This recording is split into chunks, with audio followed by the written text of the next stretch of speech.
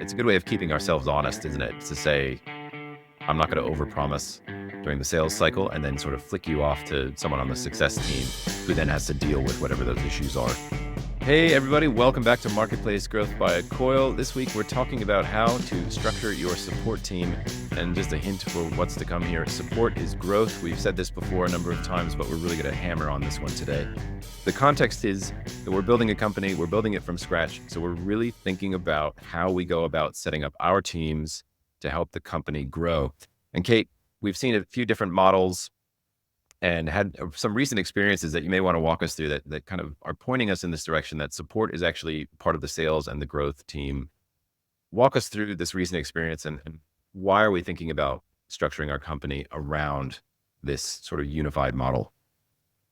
Well, I think the first thing to say is for us, we know what we did last time worked very well, and that was the traditional model, but very strong collaboration and very strong direction from the founders, setting very clear message and culture of no silos. So it's always come from that framework that sales and support is growth and customer retention is king. So we always had that ethos. And then we've recently been onboarding using another company's product. And the experience from between sale, the onboarding process and support has been woeful and really woeful. And what I mean by that is none of the promises made in sales has actually followed through, and different messages and different instructions and things that were promised support I didn't know anything about. So a complete lack of coordination. So that really rammed home to me and to the other founders is, well, okay, what we did before worked, but is there one thing that we could do better? And then, of course, we were listening, weren't we, Pete, to one of the product leads, and we also got some insights there, didn't we? Yeah, and I think just to step back here and define what you mean by like the traditional model would be you have a sales team, you have a marketing team, you have a support team, you got SaaS, and everyone kind of sits and does their own thing. And I think the recent experience that you're talking about showed us that just how disjointed that can be and what that experience looks like as a customer, and reflecting on that for ourselves, that how do we want to present our company to the world? So we want to make sure that that handoff is actually really a good experience for our customers.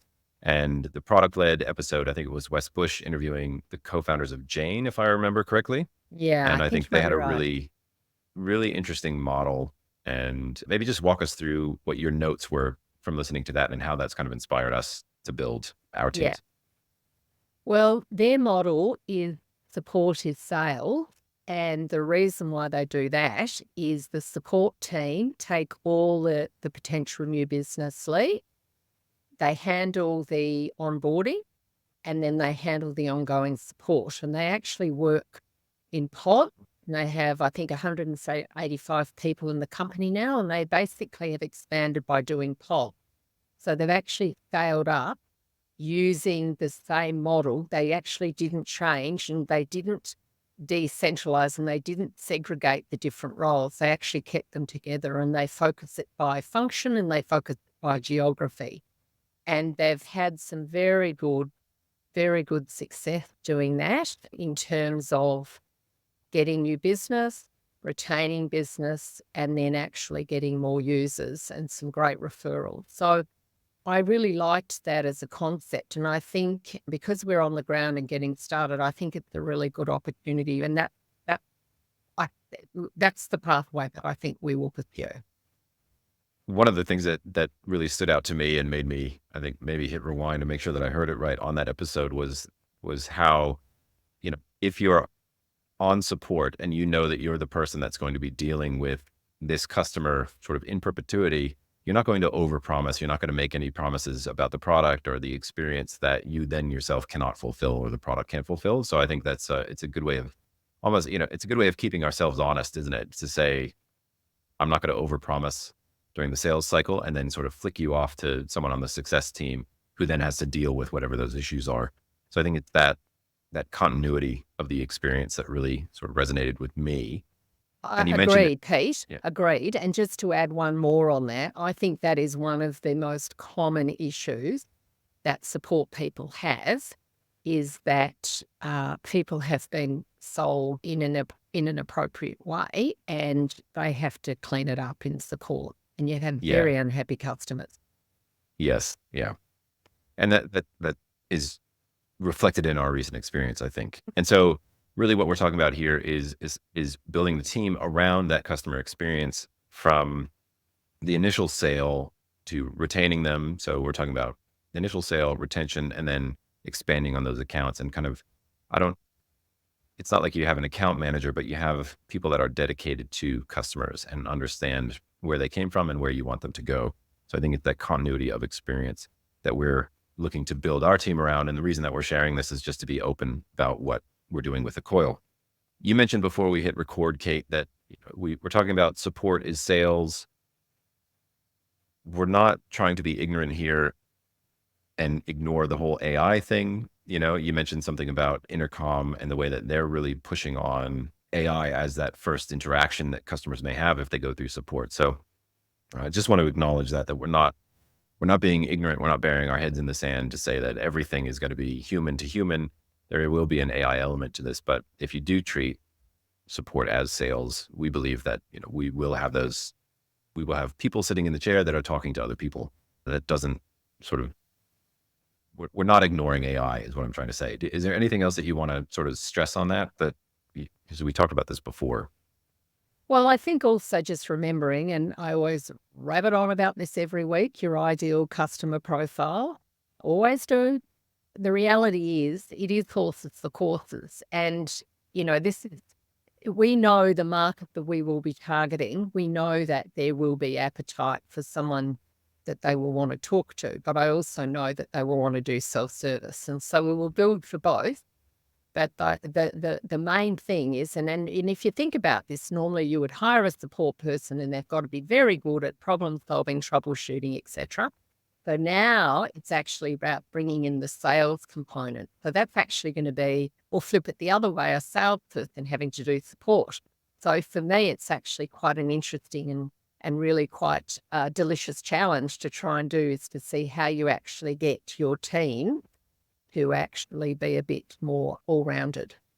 I love that I word, know is not delicious the challenge. Okay. yes, it Yeah. is. It is. I love trying to get people to kind of think and work differently just because it will actually help our customers. That's it. So that customer centricity. And so I'm going to move us on here to something else that we talked about. So we're building this company, we're building these teams around the idea that sales support is sales, customer centric mindset here. So you listed off three things before: designing with intent. So we're not just kind of like walking into this without thinking about how we're going to do it. Number two is you still have accountable teams and accountability and roles and responsibilities. So it's not like we're just saying, here's this sort of, you're a group over there, you're responsible for everything. And then the third thing is it's kind of shaping how we approach growth company. You mentioned design with intent.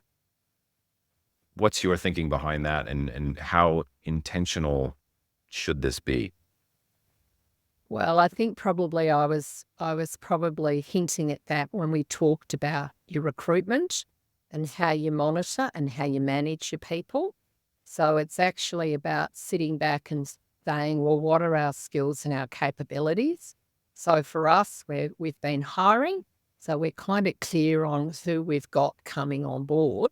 But now to say to people, oh, you'll actually be on support and you'll actually be doing some of this job and you'll actually have to sell and demo. So in our last company, I used to do a lot of the demos and do a lot of the sales. And now we're actually from day one saying, no, actually, Pete or whoever is actually on support will actually be part of that process. So it does mean, for example, clarity in terms of the jobs and what people are supposed to do, helping people build their capabilities, and also I think setting that culture of we're all in support. So I think there's three things there in terms of your design. Yeah. And so you kind of touched on it there, but you still have the accountability. So I think just working through how this actually may be structured is that, we do still think of sales as sales. We do think of support as support, and there will be KPI for each of these sort of teams, and there will be accountabilities for that. So someone's responsible for it. That's fine. But really at the almost at like the on the ground level, we all need to practice engaging with the customers. And I can speak from experience moving from marketing into support at ThinkTilt. It took me a while to get comfortable doing it. And I don't know if I ever got completely comfortable because I'm not particularly the most technical person. And those questions do come in. And how do you field those? It can be nerve wracking if you're the one on support at 10 p.m. and everyone else is in bed and you go, I'm going to have to figure this out.